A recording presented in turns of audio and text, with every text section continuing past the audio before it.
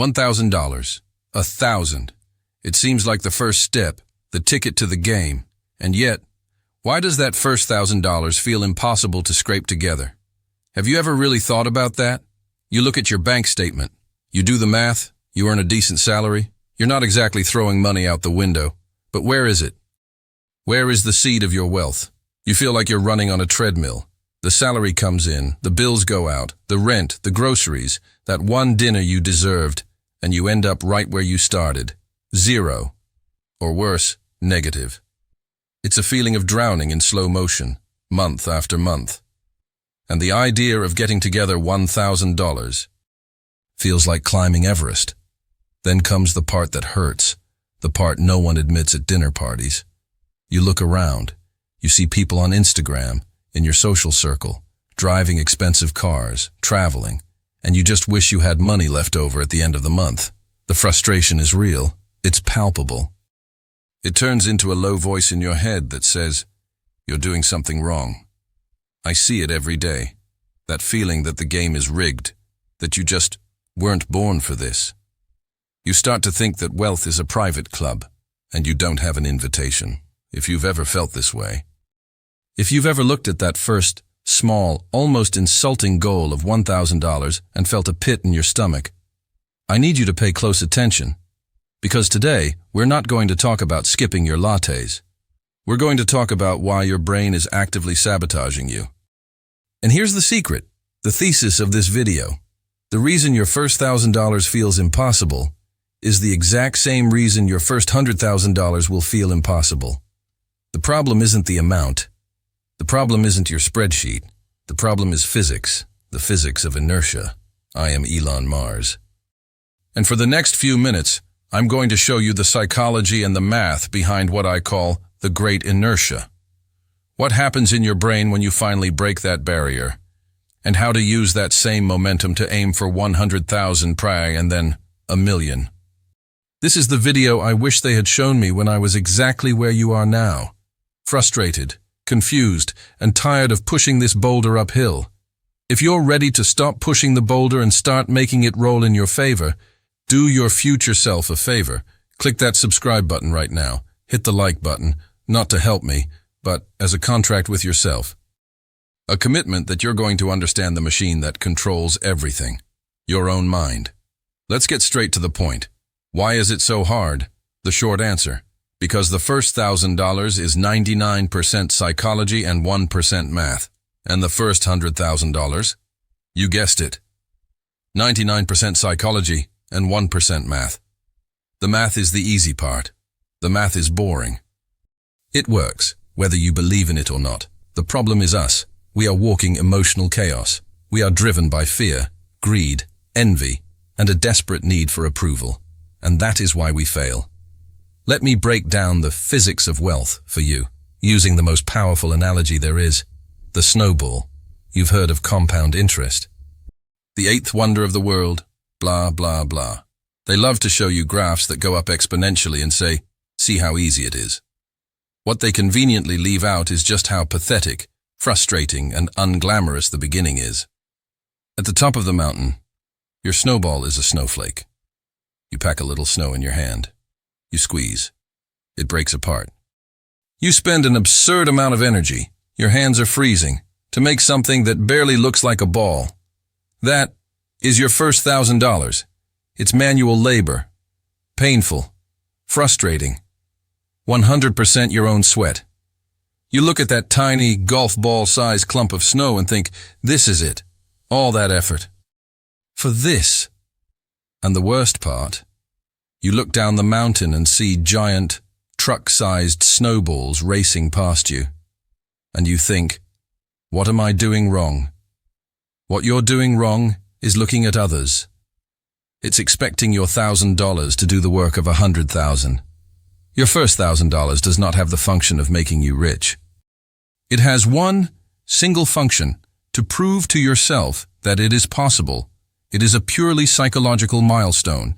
It's your brain changing the internal narrative from I can't save to I have saved. It's the breaking of inertia. Newton's first law, an object at rest tends to stay at rest.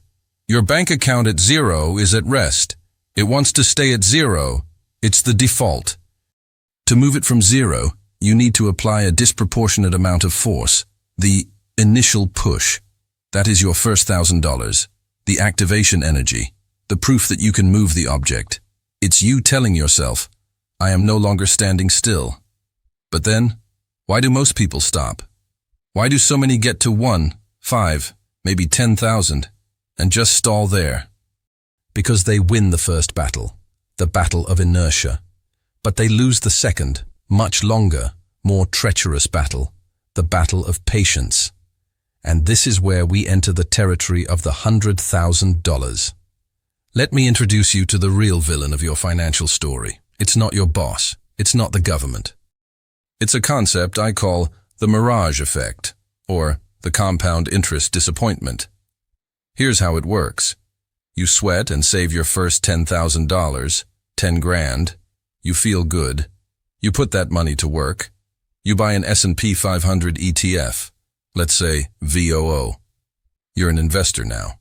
You wait an entire year. You deprived yourself. You cooked at home. The market did well. It went up, say 10%, and you made $1,000, $1,000. You worked all year. You saved to make $1,000. Meanwhile, your colleague, who saved nothing, used that same 10 grand as a down payment on that new car. Just because his neighbor got one, he's driving the car, posting on Instagram, getting compliments, and you? You have a number on a screen, $1,000 more. You think, this doesn't work. It's too slow. I'm wasting my life. That is the mirage. Your brain, which evolved to survive on the savannah, values the visible, immediate reward, the colleague's new car, 1,000 times more than the abstract, future reward, your $1,000 in interest. The car is social status now. Your bank statement is nothing. It's a number on a screen. Your colleague is getting massive hits of dopamine and social approval. You are getting boredom. And this is why 90% of people quit here. They take the 10 grand and buy the car, or take the trip. They liquidate the investment. They kill the snowball. And the next year, guess what? They are back at zero, pushing the same pathetic snowflake uphill all over again. Let me be brutally honest. The first $100,000 are the real boulder. It's the giant stone you have to push from zero to the top of the first hill. It's 90% your effort, your contribution, and 10% your money working for you. I look at the data from Vanguard, from Fidelity. The story is the same. The average investor fails, not because the market is bad, but because they are impatient. They don't understand the math. Let's do the boring math. Back of the napkin math. Let's say you manage to save and invest $500 a month, a reasonable amount. And you get an average return of 8% per year in the U.S. market, in the S&P 500. In the first month, you put in $500. Compound interest gives you about $3. 3. You skipped dinners out for $3. It's an insult. At the end of the first year, you have put in $6,000 from your own pocket. The market, with its magic interest, gave you about $260. $260. You think, seriously, pathetic, right? This is where your brain screams at you to stop, but you don't stop. You're stubborn. You keep going, $500 a month. At the end of 5 years, you have put in $30,000. The market has given you $6,800. Whoa! That's not an insult anymore. $6,800 is an interesting bonus. At the end of 10 years, you have put in $60,000. The market has given you $31,000. Wait, what? Your money, all by itself, has generated half of everything you saved. And here is the milestone, the big one. To get to the first $100,000, it will take you about 12.5 years. In those 12 years, you put in $75,000 from your pocket. The market put in $25,000. A full quarter of your total came from nothing. This is where the magic happens. This is where the boulder reaches the top of the hill. And now it starts to roll. and gravity, compound interest, takes over. Do you know how long it takes to go from $100,000 to $200,000? Sticking to the same $500 a month? It's not 12.5 years, it's 7.5 years. And to go from $200,000 to $300,000, 5 years. And from $300,000 to $400,000, about 4 years. Did you catch that? Your effort is the same, $500 a month, but the result is accelerating. Your money is now working harder than you are. By the $300,000 mark, your $500 monthly contribution is almost irrelevant compared to what the $300,000 is generating on its own. The snowball is huge. The math is simple. I said simple. I didn't say fast. The problem is, we live in the age of fast. And that's why we fall for the fatal errors. And this is where psychology destroys us. Let's talk about the fatal errors that guarantee you will never leave the first 100,000. Fatal error number 1. The little genius syndrome. You get $10,000, maybe $20,000. You feel smart. You start reading the news. The market is going to crash. The bubble is bursting. The apocalypse is announced every Tuesday. And you decide, I'm going to pull my money out now, wait for the dip, and buy back in at the bottom. You decide to time the market. Let me tell you a secret. Nobody can time the market. Nobody. If someone tells you they can, they are lying or trying to sell you a course. Studies from Fidelity show that if you are out of the market for just the 10 best days of the decade, you cut your return in half, 10 days, in 10 years. You don't know which days they'll be. Your job is not to be a genius. It's to be boring. It's to buy consistently. And here's the plot twist. The biggest risk isn't the market crashing. It will crash. That's a certainty. The biggest risk is you getting out of it due to fear. And missing the rally that always comes after. Fatal error, number 2. The silent killer. Lifestyle inflation. You finally get that promotion. You're making an extra $1,000 a month.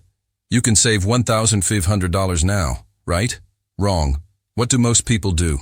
I deserve it. I worked hard. And the apartment gets bigger, the car gets more expensive, the restaurants get fancier. And at the end of the month, you're still saving $500. You increased your income, but you increased your cost of living at the exact same rate. You've built a golden cage for yourself. Worse, it becomes your new identity.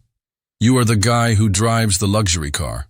You are the person who eats at fine dining restaurants.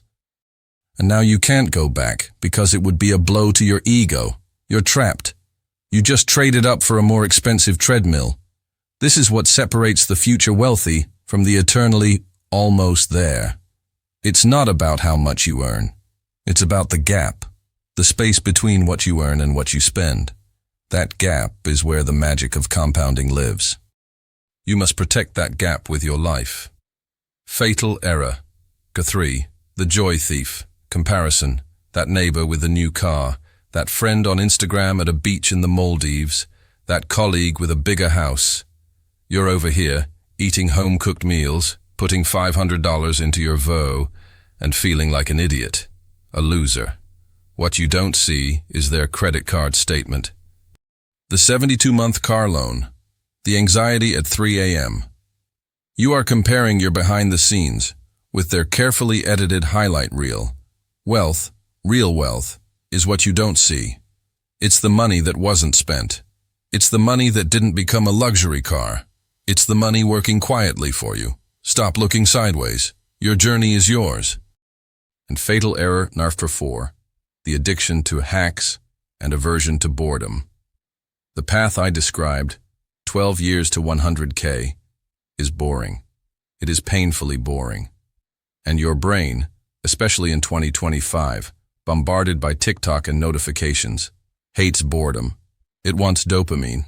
It wants action.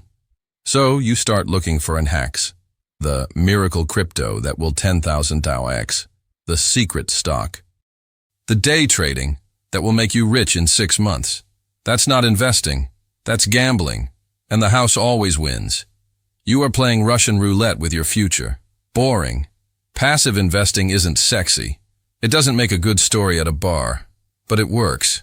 The irony is that by trying to find a shortcut, you delay your journey by decades. The boring path is, in the end, the fastest path. You have to fall in love with boredom. Boredom is your superpower. So, let's go back to the beginning. The first $1,000. Why do they feel impossible? Because they are 100% you. They are 100% psychology. They require you to change who you are. They require you to confront your habits. To say no to immediate pleasure. It is a battle of pure willpower against your own biology. And the first $100,000, why are they so hard? Because they require the same thing, but for longer. They require you to beat inertia, and then beat boredom. They require you to ignore the noise and trust the boring math for an entire decade. The math to get to $1 million is easy, it's trivial. The hard part is the behavior. The hard part is not getting in your own way. The hard part is being patient in a world of instant gratification. The hard part is accepting that wealth is not an event. It is a process. A slow, boring, and wonderfully effective process. Let me close with this. Think of your first $1,000 not as money. Think of them as a vote for a different future. Every dollar you invest is a soldier you send to war. The war for your freedom. In the beginning, you have one soldier. It's pathetic. He's not going to win the war. But you send another, and another, and another. 1,000 soldiers. 10,000 soldiers. 100,000 soldiers. And one day, you wake up, and you have an army. An army that is fighting for you while you sleep, while you take vacations. An army that is buying your freedom. The path from 0 to 1,000 is a psychological war. The path from 1,000 to 100,000 is a test of endurance. And the path from 100,000 to 1 million. It's a mathematical inevitability. If you just don't quit, if you just don't do something stupid, start today, start your snowflake, cast your first vote, be boring, be patient, and watch physics do its job. I am Elon Mars. And remember, the goal is not to have $1 million. The goal is not to have the luxury car. The goal is to have time. The goal is to have control over your own life. The goal is to have the freedom to say no to what you hate and yes to what you love. Money is just the tool, the most powerful tool there is for buying the one thing we can't make more of: time. Use it wisely.